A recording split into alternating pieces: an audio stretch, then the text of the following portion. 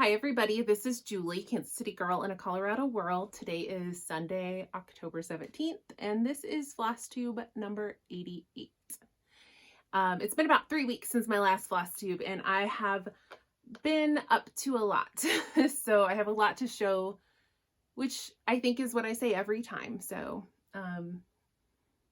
let's get started. Without further ado, the first thing I want to show you guys is a new design from Hemlock Rye Stitchery. So that is my design brand, and I host my patterns at Hemlock Rye Stitchery on the website Gumroad. I use Gumroad because it's a pay what you want. So you can get these patterns for free, or you can pay what you like for any of my patterns. Gumroad is a great service for that. I think, I don't know if there's anything similar that lets you like put your own price in. So that's why I use that. So you can get this for free, or you can pay me whatever you like. This pattern is for spooky season, and it is called Luna. And here it is.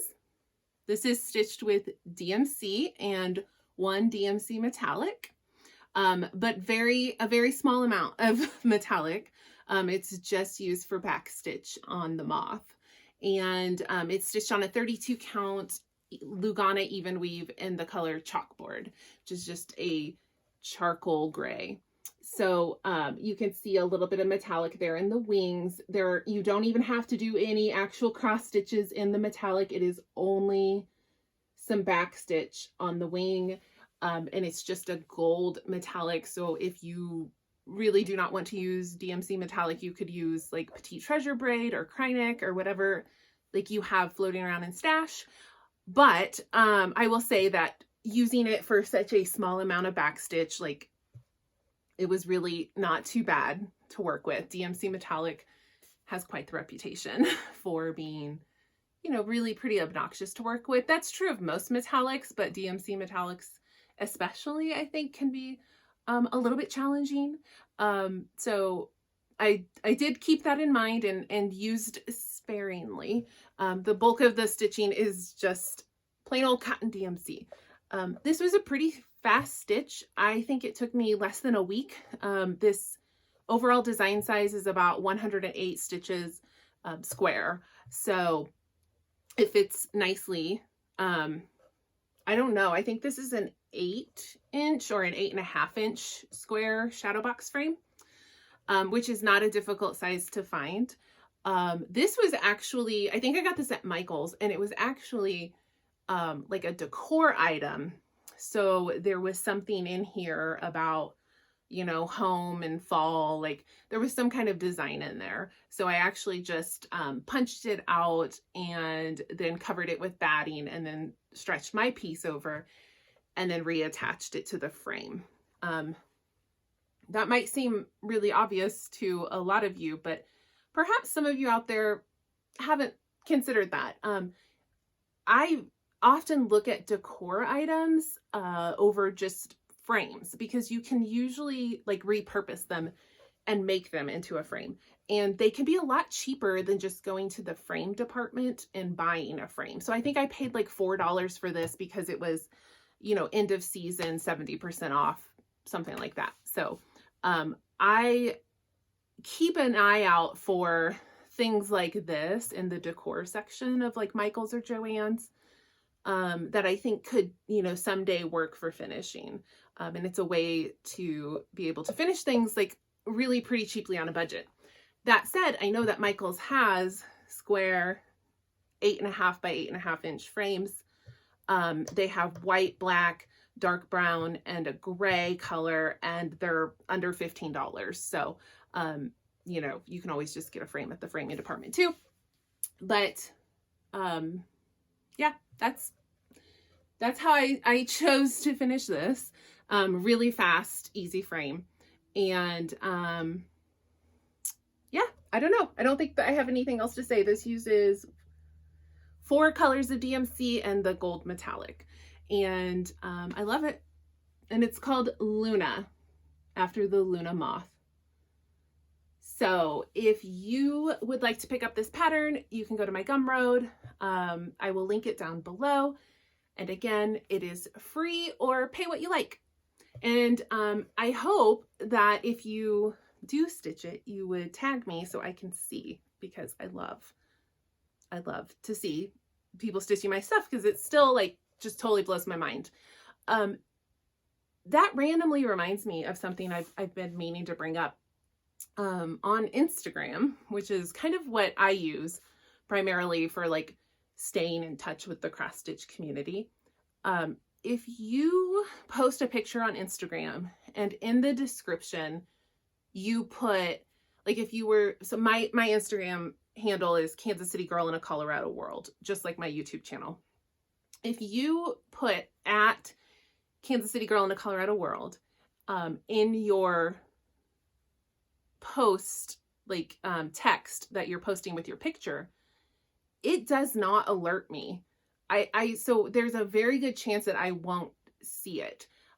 If you want, the way I will actually get an alert that somebody like tagged me in a post is after you post your picture and write your text, one of your next steps is tag people.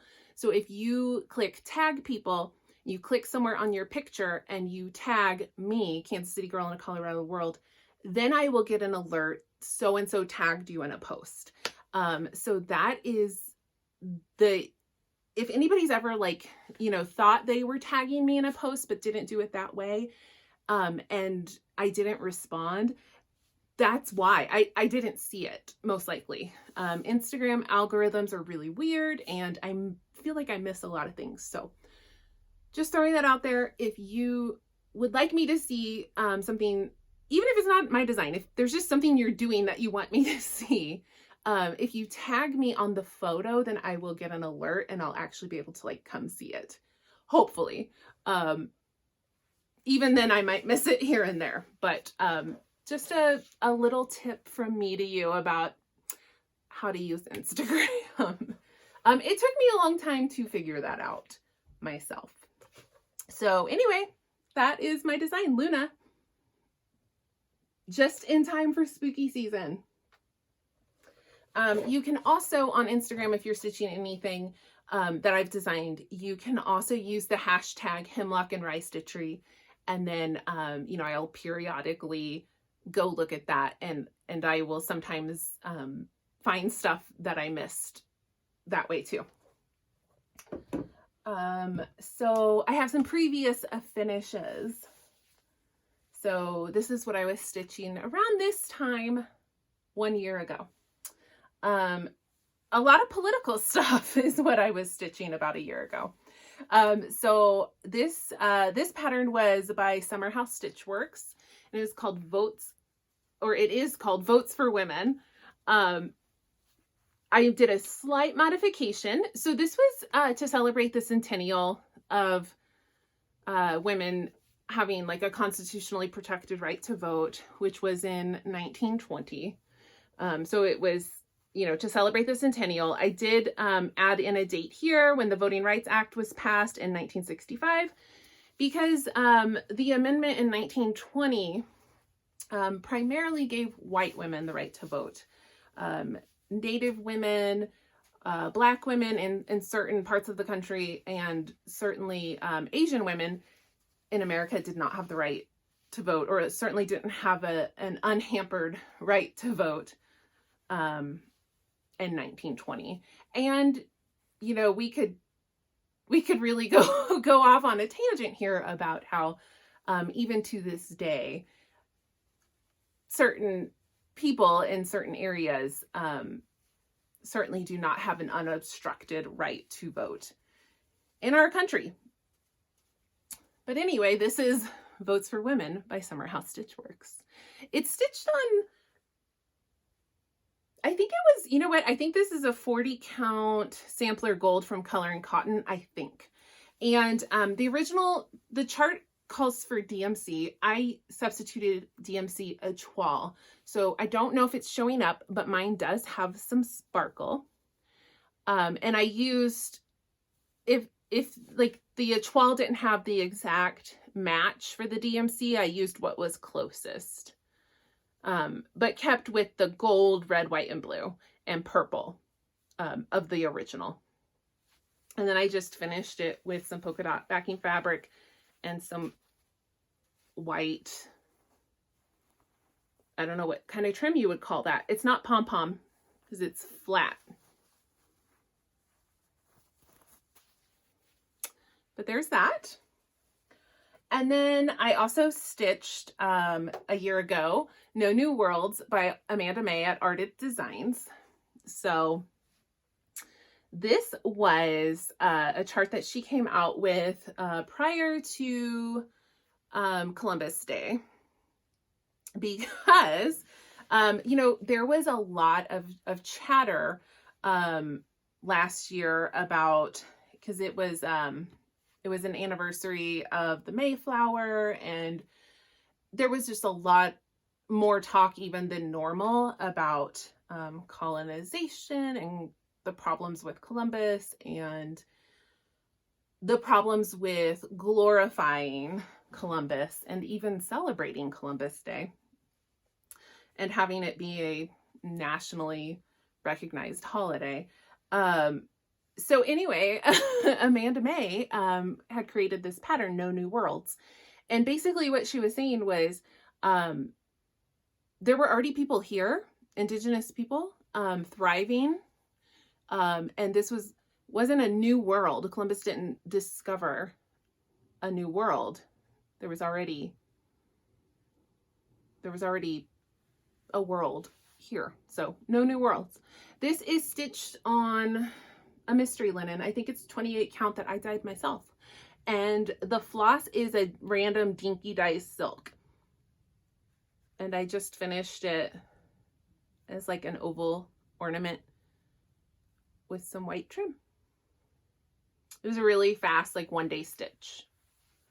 I also stitched Bewitching Pumpkin from Mill Hill. This was super fun to stitch, and this is still one of my favorite Mill Hill designs because the colors are just so good, right? Like, they really pop. They're really, really pretty. Those are nice, right? So, that didn't take very long to stitch, but I remember like I had to make a photocopy and then highlight my progress because it is, you know, the colors are really all over the place. So, it wasn't the easiest stitch, but it's small and it turned out so great. And then my last previous finish is another one of my own designs from Hemlock Rye Stitchery. And this one is called Include Women. And this is Kamala Harris. And I designed and stitched this prior to the election. And I was really nervous about putting that energy out in the world and maybe things not turning out the way they did. But anyway, this is a line from Hamilton, the musical. The Schuyler sisters are singing their song Include, well, I don't know what the song is called. Like the actual title of the song, I'm not entirely sure. But anyway, Angelica says, when I meet Thomas Jefferson, I'm gonna compel him to include women in the sequel. So, I also charted two other, it's been a year, okay? Like I had to really think for a second. I have 2 alternative texts. So one says, Madam Vice President, and one says, I'm speaking. And I was inspired to do that because I was stitching this during the vice presidential debates, where Kamala had to let Mike Pence know she was not the one. She said, I'm speaking. There's that.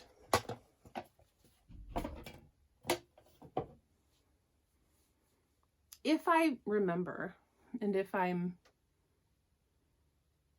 doing a good job, hopefully I inserted some pictures of those for you. Okay, so what did I work on? Wow. I worked on all of the stitch alongs, like all of them. That's not true. I didn't even work on all of them, but I worked on a lot of them. I have a lot of them. Okay, so I was doing really good at keeping up with Al Forrest Embroidery Alice in Wonderland stitch along.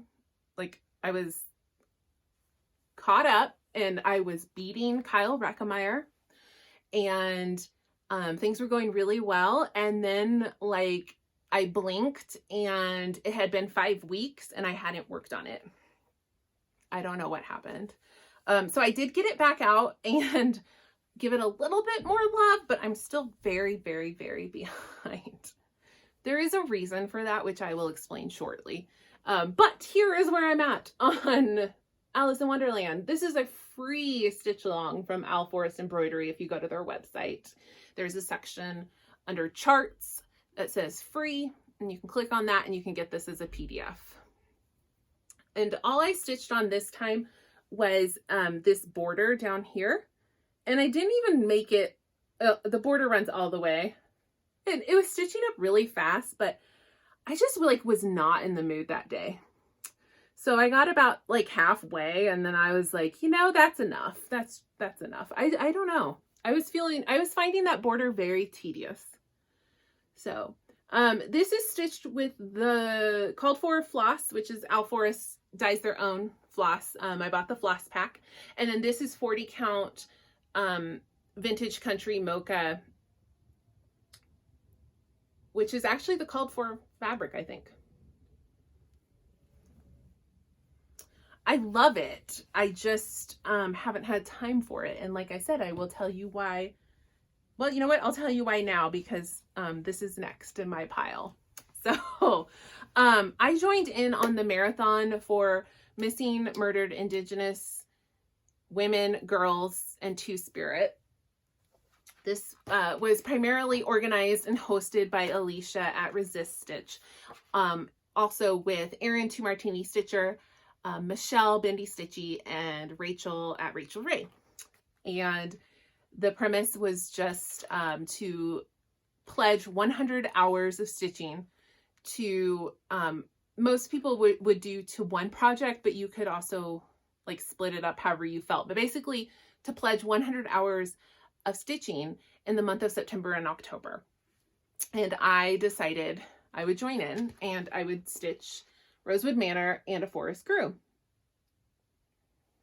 So the reason I haven't had a lot of time to do anything else is because 100 hours is a commitment, and I thought it would be really easy to do, and it would have been, but we've been traveling a lot, and by traveling I mean camping. We've been driving and camping alone, like every other weekend, basically, in September and October. And when I signed on for the marathon, that was certainly not on the radar. I didn't know that was going to be happening. And so I've been losing my weekends because I'm not taking a project that has 95 colors of DMC. Camping, like that's just too much. So I lost a lot of stitchy days. All of that to say, I am way off pace for my 100 hours. I am going to finish my 100 hours on this project, but I really can't see how that will be done by October 31st. But I'm hoping that I can at least get it done by like the first week of November. I'm not giving up. I'm going to like keep pushing. But again, unforeseen circumstances, and certainly not anything bad, but unforeseen circumstances caused me to lose a lot of the time I thought I would have. So what I do have done on this is 57 of the 100 hours. I'm stitching this on 40 count mallow linen blend with the called for DMC. And I have the top half done, except for the words in the center, but those certainly won't take very long. So this is the edge, the far right, and I've come down back down to the bottom half, and I've gotten a nice start on page 8. So there are 14 pages in total. So I do think with 100 hours, I will either finish this or be so close that I will just keep going until I have a finish. It certainly can't take much more than 100 hours. I think like by 110 hours, I should be done. I have charted a quote to replace the one that is charted. It's a religious Adam and Eve quote, and so I have recharted something, and I will I think what I'm gonna do is once I get the frame in, then I'll go ahead and do that and then come finish like the last 2 pages here. I'm gonna like kind of come in and hold it up close so you can see a little better. It's a lot of color changes, constant color changes. And but it's so pretty, and you get all these little finishes. But you are changing colors very frequently. But I do think it's more colorful than the chart makes it appear. And I like that. I'm enjoying that it's actually like brighter and more cheerful than what the cover photo would lead you to believe. So there's that. Okay. Next okay. So it just fell. Oh. That's a Hemlock and Rye design too. Yeah. Okay. Okay. So Dark Queen of the Sea by Autumn Lane Stitchery. It's done. The stitch along is done. And I am in a Dark Queen support group on Instagram. It's Sarah, Memphis Stitches, Matt, MBC Stitcher, Lolly at Lollipop Stitches, Alexis at Alexis My Amazing World, and me. And all of them are done except for me and Alexis is almost done. So I got like my competitive spirit was awoken, and I was like, I can't be last. I can't be the last one. So I got her back out and started working on her again. And then after a couple days, I was like, you know what? I'm going to be last. Like, I'm just going to have to accept this. There's no way I'm going to catch up with Alexis, especially with all the hours I have to put into And a Forest Grew. So anyway, here's the chart, the finished chart.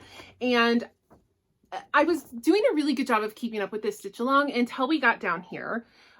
This part came out, I think, in May, and it's like 5,000 stitches. And then this part came out and it's like 4,000 stitches. And then this part came out and it's, like 3,500 stitches or something. I mean, it's just a lot of stitching. So I was down, I had like this much done of June, but I needed to do all of this. I still had a lot to do. So I got her out and I actually did finish that. And then I even came over here to July and I got a little bit done right here. And that's where I'm at right now. I am stitching the not safe for work version of this chart. So if you need to look away, this is one version. The other version is topless. And that's what I'm stitching. So here she is. The only change I think I've made so far is her hair color. I did change her hair to be Ariel from the Little Mermaid type hair. Because Victor, my friend Victor, when that section came out, he was like, you're doing her hair red, right? And I was like, ooh, well, I hadn't thought, but I guess I will. So thanks, Victor, for that idea. So here so see, I got the whole left side tentacle done. And I've started over here on the right side. It's so much stitching.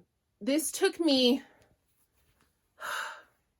This took me like 3 days of really intense stitching to get that all done. She looks so great. I love her. I love her so much. But I did accept that I can't catch Alexis because she's almost done with this section and she's almost ready or is ready to start her back stitch. So at first I was like, yeah, I got this. And then when it actually took me so long to do that tentacle, I was like, I do not got this. No, I don't. But can we just like appreciate like how absolutely stunning this design is? I mean, okay, these colors and the tentacles just kill me. They're so good. Oh, they're so good. The back stitch in the face is like unreal. Let me just zoom in on that for you. Look at that face. Is that not gorgeous? It's so pretty. It is so pretty. And she's really fun to stitch. It's just, like I said, those last sections, it's a lot.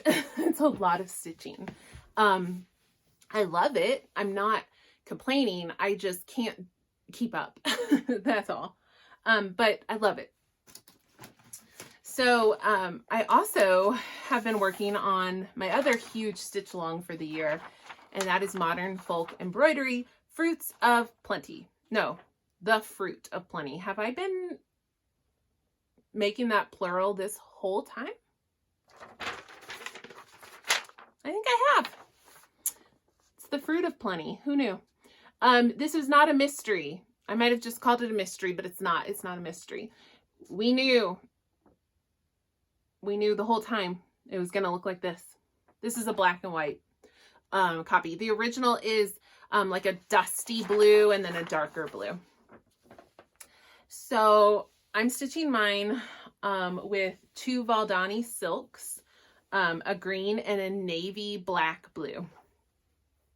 And I'm stitching this on 40 count linen from Fortnite Fabrics in the color Caravan Tan. It's so beautiful and I love it so much. I could literally stitch everything on this fabric. It's perfect. I love it. So, woo, she big. So here's the thing. I was doing a really good job of keeping up with this, but I have definitely fallen off the pace a little bit. But I still want to finish this year. And so my rule to myself was that I could not let myself fall more than 1 section behind. So that means on November 1st, I have to have finished either September or October, which are both out right now. Is that right?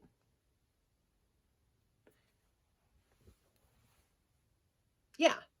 So this month I need to finish September or October, basically. That's what I'm getting at. And I was working on September, which is this section right here. And I'm plugging away and I start to think, oh my God, there's so much stitching in this section because it's basically like a mirror of this section. So it's like all of this green Assisi fill-in, just there's a lot of stitching in this section. And I love stitching it. It's just a lot, but I love it. I love every stitch. And I started to get really nervous that I wasn't going to be able to finish that by November 1st because I'm trying to get my 100 hours on And a Four Screw. So I got really nervous and I decided to pause September and move down to October because October is much lighter stitching. So this is September right here, right? It's all of this. And then this is October, which is the same size, but way less stitching because you're basically just stitching this cartouche and it's not a ton of stitching in there. So I realized like the likelihood of me finishing this was lower than me finishing this. So I moved down to October and I plan to finish October this month. Then in November, I will go back and finish up September, hopefully, because in November I will be done with the 100-hour marathon and I will have more time to work on other things. So I did actually get a really good start on September. Like these frames take forever. Like that was actually several days of stitching. Those frames are no joke. But I moved down here to October and I've only worked on it for like an hour. But this is the bottom of the piece. So there she is. I do want to finish this year. I'm really thinking November is my month. I'm going to catch up. I'm going to go back and finish September. And then I'm going to stitch November. And then I will be ready in December to finish this up. I don't know if you can see, but the year I stitched the 20 up here. Whoa, whoa, whoa. There. I stitched 20. And then down here is 21. 2021. So I'm going to stitch that in. So I'm committed. I don't want to stitch 2022. So I don't want to have to pick that out and make it a 2. So I am determined to finish this year. And I know I can do it. I just literally haven't had the time this month or last month. But I can do it. I know I can. Okay, so the last couple of projects I have, I wanted to get out Elizabeth Adelsey, which is a stitch along with Betsy Kleger called The Stupid Tumor Sal. And I had started this with everybody else for that stitch along. And then Betsy was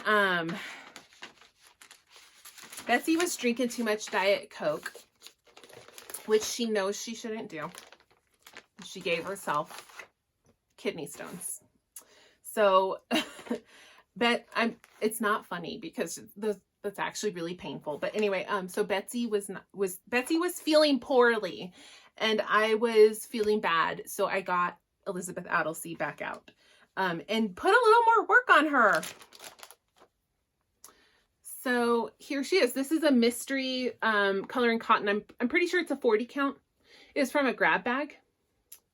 And I have reached the top. So I got quite a bit done on her one day. I love the colors. They're like just the perfect fall colors. Like, let me get this out. Betsy made me this floss ring. There's a picture of Lincoln on there. She made this before he passed. And then here's my colors. So they're just these beautiful fall colors. And I'm loving that. And it's a really, really fast stitch. And most people have already finished it. And then I started, so my friend Victor, Flosstube on Instagram, he doesn't Flosstube, although I think it would be something to see. I think he would be hysterical if he did Flosstube. Anyway, he got me, he got himself and me, the Hands-On Design philanthropic pumpkin, which was a fundraiser with Hands-On Design and Lady Dot that benefited, I think it was 2 organizations, and of course they're like gonna escape me right now, but I think it was Sioux Falls, I can't remember what the name was, but they host like activities and training for people with special needs, and they're like helping train and transport and support athletes at the Special Olympics.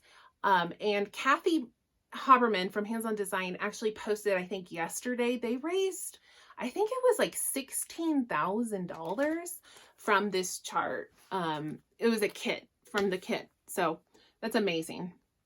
But look how cute this is. It's so cute. So the kit includes everything except for the DMC. It calls for like 5 colors of DMC, but everything else comes in the kit. and it should be a really, really fast stitch, but I've only got to put like 2 hours in it so far. So, here's where I'm at on that. I know it doesn't look like a whole lot yet, but it will.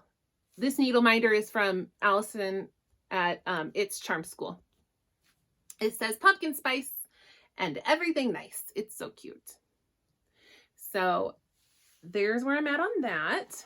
And then my last work in progress. I randomly started, I wanted to start this last year and I didn't get around to it. This is Lindy Stitch's Autumn Royalty. It's a set of 3 patterns and they're really fast stitches and they're so cute. So there's the Count of Candy, the Lord of Gourds, and the Prince of Pies. And I had been meaning to start this and I finally just was like, I'm starting it. And I'm stitching mine on a band sampler fabric. So this is from Nikki's Creations. It's a German banding sampler. It's 28 count. And she like aged it and did like a grunge to it. And I'm going to stitch just all 3 in a row. And here's where I'm at on Count of Candy. And that's also a needle minder from It's Charm School. Oh, it's so cute. It says Book Coven. So that was like 1 day of stitching, I think. It looks like it will stitch up very, very fast. I just hadn't had a chance to get back to it yet. Okay. Oh, God. I'm tired. That was all my stitching. We did all the things there. Okay. So that's my stitching. So what did I buy? Okay, well, my Expo order came in from Top Knot Stitcher. I always order from her for that stuff. So she sent me my Expo order. Let me grab it. So these were my Expo picks. So I had to get, you know, my girl, Michelle at Bendy Stitchy, and the Hildy. Like, I love Hildy. Hildy is everything to me. So I had to get Hildy at the Apothecary. I was going to get it anyway, but the fact that it's a collaboration with Deanna from Darling and Whimsy makes it my favorite Hildy, for sure. Look how cute that is. Hildy at the Apothecary. It's so cute. And then I got Autumn Witches, also from Bendy Stitchy. Cute. I've got all the witches. I've got all the Hildies. I love Michelle. I think this pattern is so beautiful, and I know a lot of you grab this too. This is Moths and the Moon from Tiny Modernist. Got a little bit of a thing for moths right now. It's so beautiful. Look at that. Look at that. Look at that border. Oh, look at that border. And let me tell you, at least for me, it is hard to design borders. I don't know why, but they're really, really hard to do. And that border is beautiful. I love this pattern. I need to start this really, really soon. I got Forever Timeless Morning Sampler from Stitchy Pros. This is gorgeous.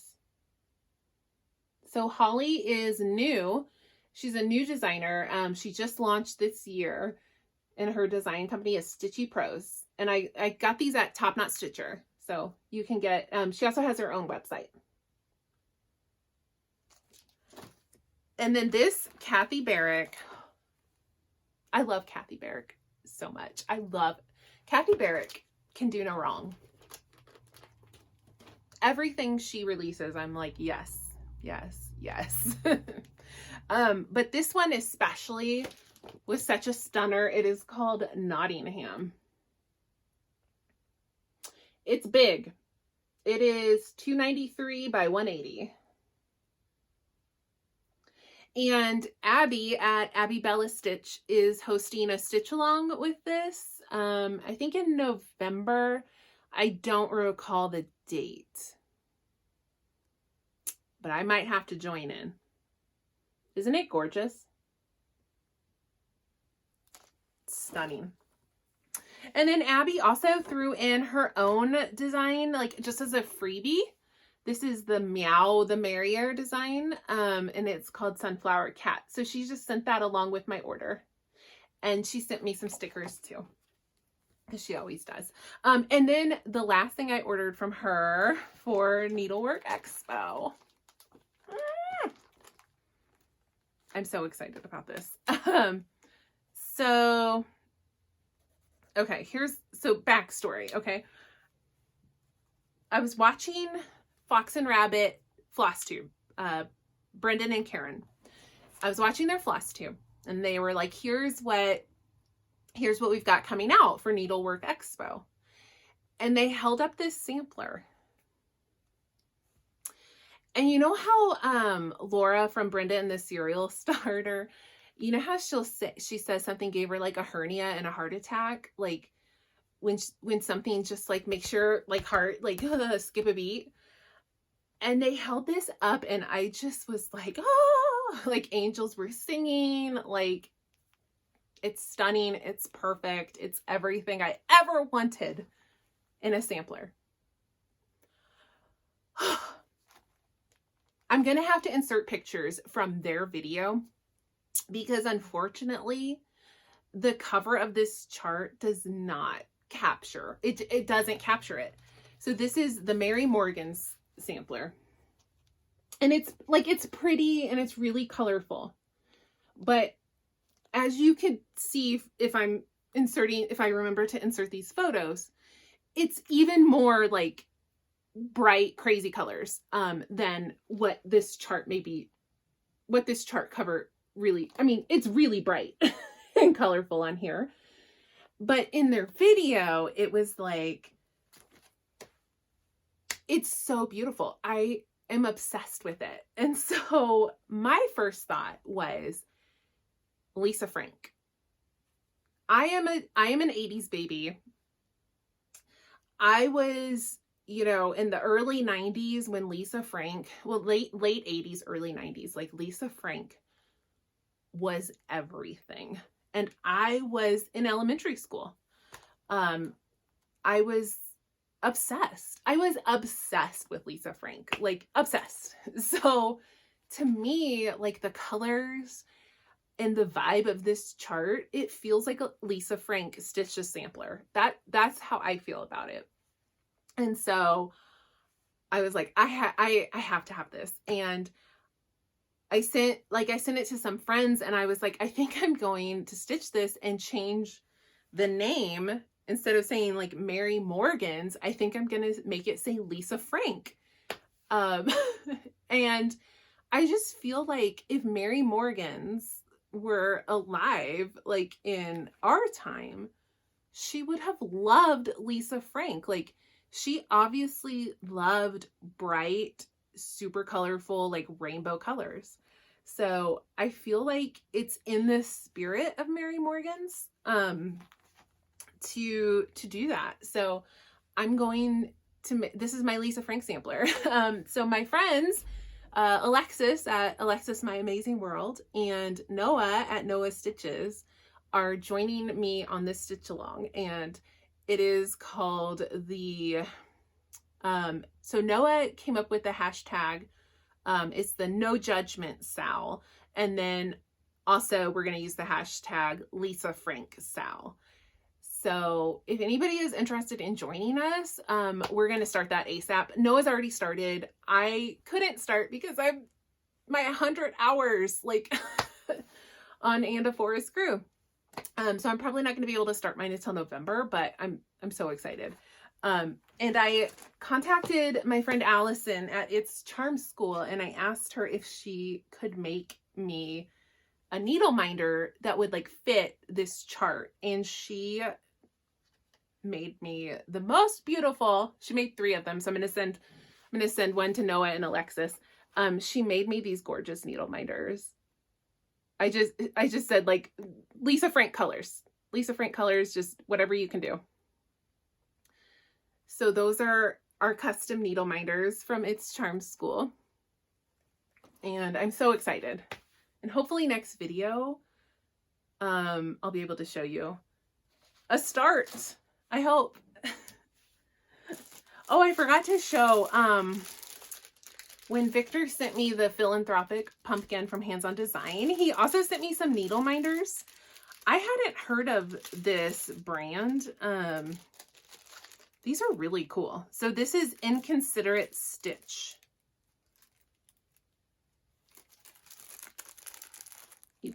You know, he knows me really well.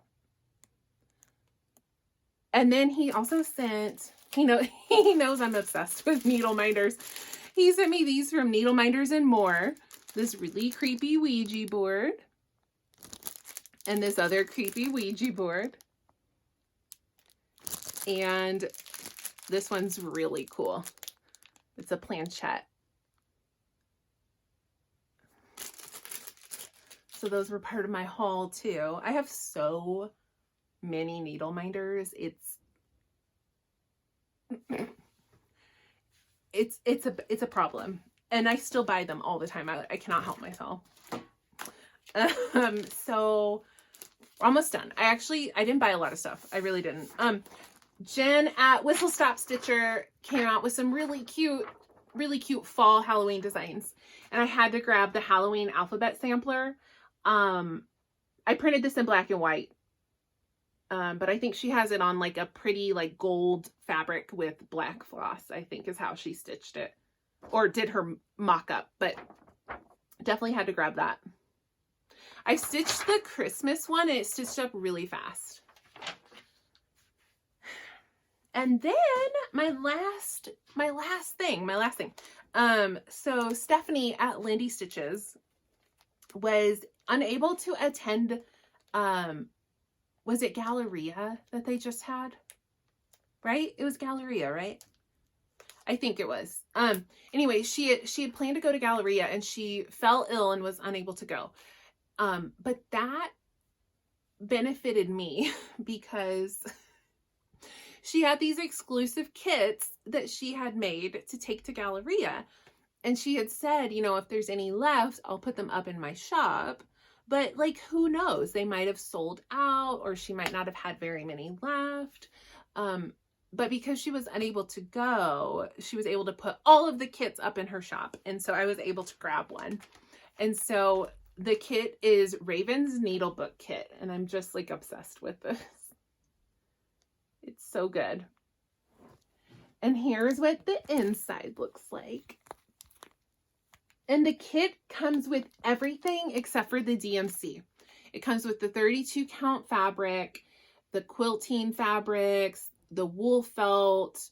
It comes with these 3 jeweled counting pens and rickrack and everything but the DMC. Yep. And you know, even like she was even considerate enough to put in like a piece of fusible interfacing with it too, which like I have in my stash, but I thought that was really nice of her to include that because a lot of times kits like that won't include like the batting or the interfacing. And I have it in stash, but you know, a lot of people maybe don't. So I thought that was a very nice touch. So cute. I'm obsessed. I'm obsessed with this. I know the other day, I think she had a couple left, but I don't know if she still does. Those may be sold out now. All right, that's all my stitching. That's all the stitchy stuff. I'm going to talk about books now. So if you don't care to listen to book talk, you can leave now and you're not going to miss anything. So I read a lot of books, but I have a bad memory. I'm just gonna be honest. A lot of times, not a lot of books like stick with me. They'll, I'll remember like a little bit, or I'll remember like I liked it or I didn't, but like, it is amazing how quickly I will forget details about things I read. So bear with me if, when I'm talking about some of these, if I'm just a little bit like lost, okay? Because it's been 3 weeks. So Anyway, I read A Lesson in Vengeance by Victoria Lee. This was a new release. It had just come out in September, I think. It must have been, right? Yeah, it came out in September and I bought it. This is a young adult contemporary fantasy, I guess I would call it. I don't know how I would tell where it would get shelved. Anyway, so it's definitely young adult. But there is it's a contemporary setting, but there's some like witchy magical elements. So that's why I said it might be fantasy. But this features a character named Felicity. She is at an all-girls boarding school, and it's for like it's like a super elite, very academic, rich boarding school, and it was originally founded. See, this is me trying to remember details. The original founders of the school, what the woman who founded the school was descended from one of the women accused in the Salem witch trials in 1692. So there's like folklore that she may have been a witch, that the school may have been founded by witches, but in general, no one really believes that. It's just sort of like, oh, like maybe. And then the original like group of girls at the school, there were, I think, 4 or 5 girls who all died in mysterious circumstances, like the first couple of years that the school was open. And there are rumors, and like some people believe that they were in a coven, and that these were like witchcraft rituals and murder and so there's all this like witchy folklore at the school. But Felicity has decided to do like her graduate project, like her thesis on these girls and on witchcraft. And she is researching it, and she starts to really like fall into it. And she starts to think it is real, that magic is real, that these girls really were witches. And she's sort of like has like a psychological breakdown. And then her best friend at the school, who becomes her girlfriend, ends up dying under some mysterious circumstances. So she has been in an institution. She's been in therapy. She's on meds, and she's ready to come back to school. And so she shows up, and that's kind of where the book picks up. And this book it has everything. It has a murder mystery.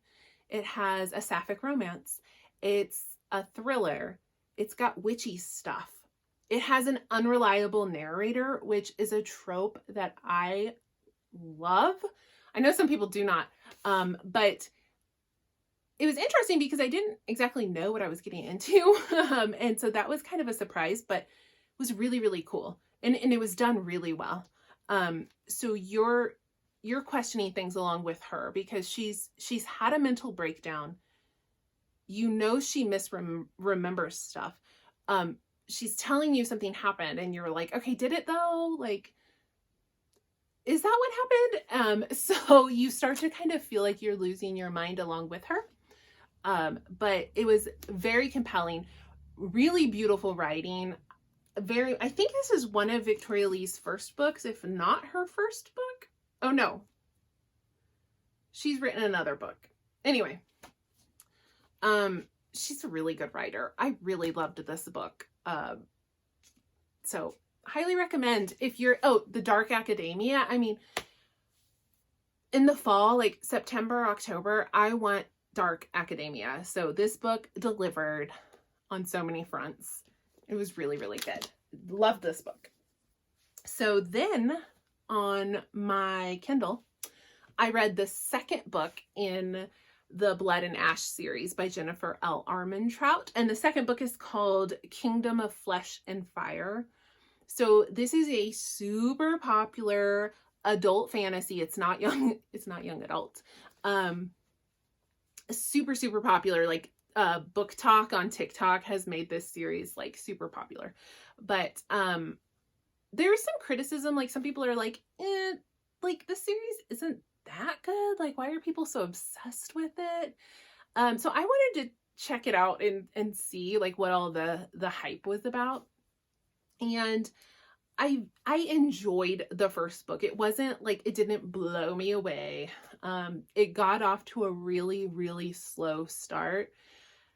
And then like the last third was like breakneck pace, but it was definitely a slow build.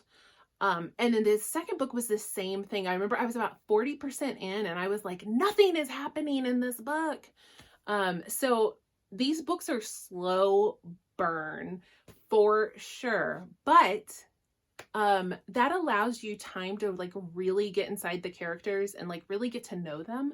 And I do think Jennifer L. Armentrout writes really well with like fleshed out characters. Like the characters have distinct personalities and like, you know, what, like for me, an author who's written a character well, like I know what that character is going to do. Like, for example, like, you know, the character gets thrust into a situation and like, you know how they're going to react. Like, are they going to give themselves up to save, you know, the innocent or whatever?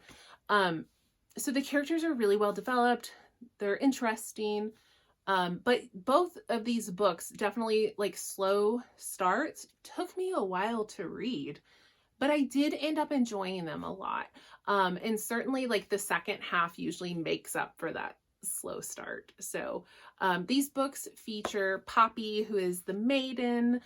She's a chosen one in this world, and she's lived an incredibly sheltered life. She hasn't been allowed to like see or interact with other people. She's been kind of kept locked away and kept chaste because she is the maiden. She doesn't really know what that means, but she has a part to play in some kind of ritual that's coming up. In the first book, she ends up learning that like everything she's been told as she's been raised in this society like is a lie, and that the people she was told are the bad guys maybe aren't the bad guys, and maybe the bad guys are the people who have been raising her. And so in book 2, it's just more development of the two countries that are at war and Poppy trying to decide like where her loyalties lay. She of course has a love interest in the first book, and that continues in the second, and it continues to develop in the second. And I really enjoyed this series. Like, I'm not totally blown away. I'm not like, oh my God, it's the best thing ever. But I'm excited to read the third book. And I do think like the third book maybe ends on a little bit of a cliffhanger.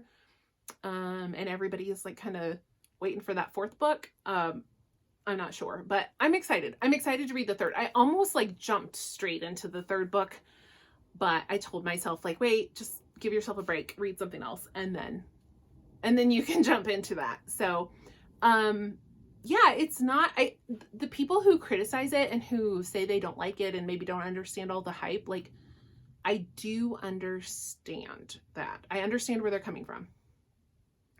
But I did find it very enjoyable, and I really love the character of Poppy. I like Poppy, the character. So I do enjoy reading these books from her perspective.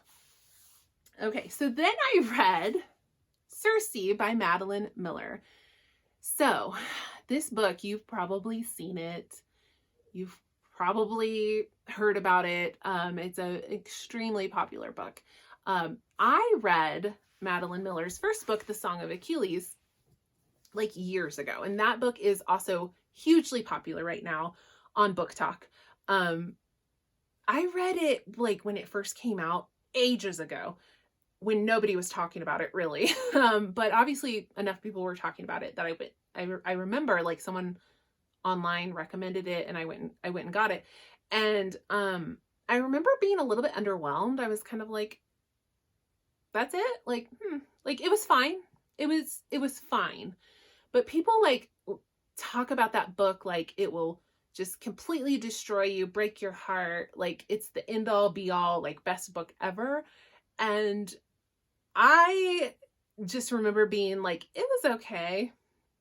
So I've actually been really wanting to reread Song of Achilles to see if I still feel that way. Or, you know, it was 8 or 9 years ago that I read it. So I've been meaning to reread that, but I actually ended up coming across Circe and decided I would just go ahead and try that one first before I reread Song of Achilles. And I definitely remember like what I wasn't like, I don't know how to say this. Madeline Miller's writing is very interesting to me. It's very dry and cold. Like, I feel like it's very unfeeling and very succinct. Like, it's not fluffy or prosy or embellished. And I think that's fine. But I think that's why I felt like Song of Achilles was a little bit underwhelming. It's a little too simple for me. It's almost like, I think I saw a review where someone was like, it's like reading a textbook. And I was like, yeah, because I could see that. So I don't know, maybe like her writing style just isn't like my cup of tea. And that's not to say it's bad writing. I mean, it's not. She's a good writer. I just think maybe I need a little more embellishment. But I did like Circe a lot. I thought overall, like, it was great. But again, like, I wasn't totally blown away. And I think I'm going to feel, when I finally reread Song of Achilles, I think I'll feel the same. That, you know, like, I'm a little underwhelmed. But anyway, Circe is a Greek, she's a child of a Greek god, Helios. And so she's a demigod, I believe. But she isn't blessed with like as many powers as a lot of the gods and demigods in this world. And so she's really kind of just like a nobody. And she's kind of an afterthought, and like her siblings are more powerful and interesting than her. So they like make fun of her all the time, and she's not accepted, and she's kind of like an outcast. She's just not an important person in this world. She's a nobody, basically. So it's basically just her story, like, of her trying to find her place and find a power. I felt it was a very predictable story. I kind of knew where it was going the whole time, and that's where it went. But it was good. It was nice. It was nice. I don't regret reading it, but I don't know. I think Madeline Miller maybe just isn't my cup of tea. So then I read Jane Eyre by Charlotte Bronte. I don't know. I was in the mood for a reread. Like, I think this time of year is like a good time of year for that type of book. A moody, like, historical novel like that. So I have complicated feelings about Jane Eyre. It's a book that I think I have to reread it every so often. It's such an intriguing book to me. It's almost like I have a love-hate relationship with Jane Eyre. Like, because I don't like the characters. I cannot stand Mr. Rochester. He's a total asshole. And I don't particularly like Jane Eyre either. But the writing is so beautiful, and the story is so compelling, and they are very, very, very compelling people, even though I do not like them. And so I love the book. I still love this book, but every like 3 or 4 years I'm like, let me just reread that and like make sure, like, I don't know, I always get something new out of the story. And I don't know how to put it into words. It's such a like an unsettling book for me, but it's it's so compelling. So Jane Eyre, if you don't know, this is my beat up old copy. Like it's seen some days.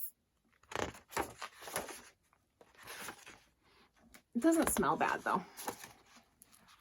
But it's got a couple of illustrations in it, but primarily it's just, you know, the text. But there are a couple of illustrations in there. So Jane Eyre is the story of a governess. She's been orphaned and she's been raised with like an uncle and his wife, and the uncle dies and the wife is really mean to her.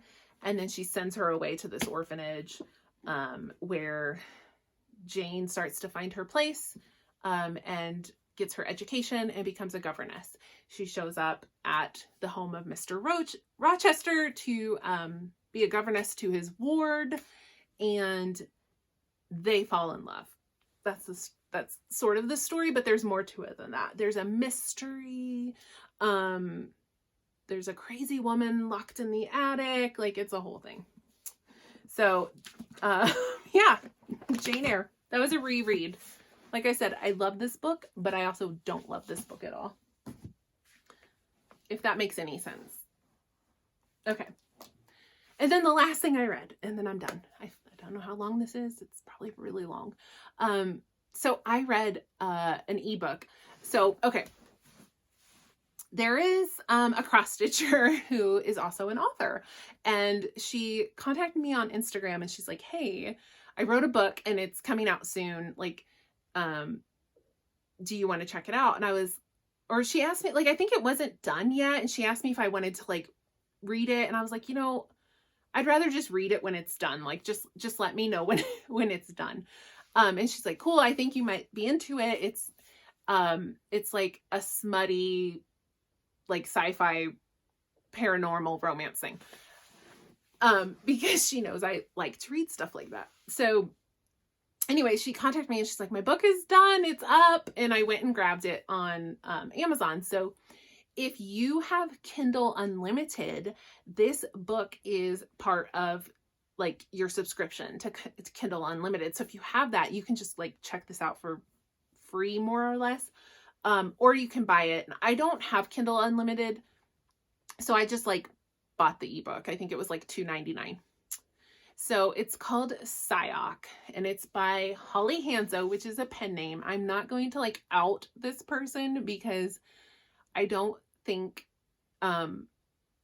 she necessarily wants people to know that she writes smutty alien fiction.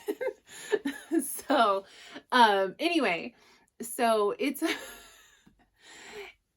look, it's a good time. Like, I'm trying to think how to describe this. Like, this book it's smut, right? So like this genre to me is, the plot is secondary like to the smut, right? Like that's my assumption anyway. There is a plot to this book. I was actually surprised at how like invested I was in the plot. Like, you come for the smut, but like I was like, wait, like what's gonna happen? How are they gonna get, like, I was kind of like, okay, let's go back to like what's going on in the plot. Like, I need to know. But it features so basically it's like would you call it like a post-apocalyptic dystopia. Maybe it's like a dystopia. But what's happened like at the start of the book is that America has been invaded by an alien species. And then there's like a hostile takeover, and the main character and her brother like go into a bunker and like shelter in place. And then it's been like almost a year. So like her dad was like a prepper, so there was like food and all the supplies and stuff in their bunker. And then like their supplies are about to run out, so like it's been a year, and they kind of like come to the surface to like get the lay of the land, and they encounter another alien species, and the alien they encounter is Psyoc, and that's the, you know, where the name of the book comes from. And he's from like a friendly alien species, and they're there to help any Earthlings who have survived like the hostile takeover. And so Jana and her brother like go with Sayok, and they go to his ship, and then Smut, like, right, like that's what we're here for. Like, so it was really fun. I actually was kind of surprised because I have low expectations for that type of book, and that is not like, I'm not meaning to be offensive like at all to the author. I think the author understands like, hey, I write alien smut, like we don't take ourselves too seriously. So I was just in for like a mindless, easy, fun read, and it was. And actually, I'm really excited to read more in this series because some of the the side characters, I'm like, I need to know what happens there. Like what's going to happen with that. So the next book I'm actually really excited about. Like I read the teaser of like what it's going to focus on, and it sounds really good. I'm actually very excited. I don't read a lot of sci-fi. Like, so this was a little bit of a stretch for me. I read fantasy, like vampires, fae, werewolves, like that sort of stuff.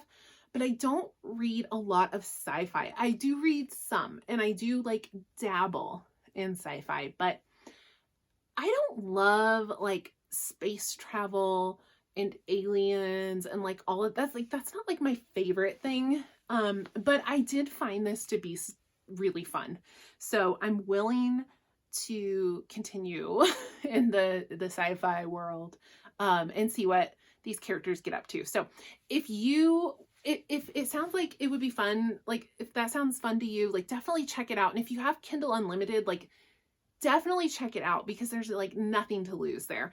And I will say it's also really short. So I read it really fast. I think it was under 250 pages. So a very quick read. So that is all I read in the last 3 weeks. And that's all I've got to talk about today. So thank you for watching if you made it this far. And I will see you next time.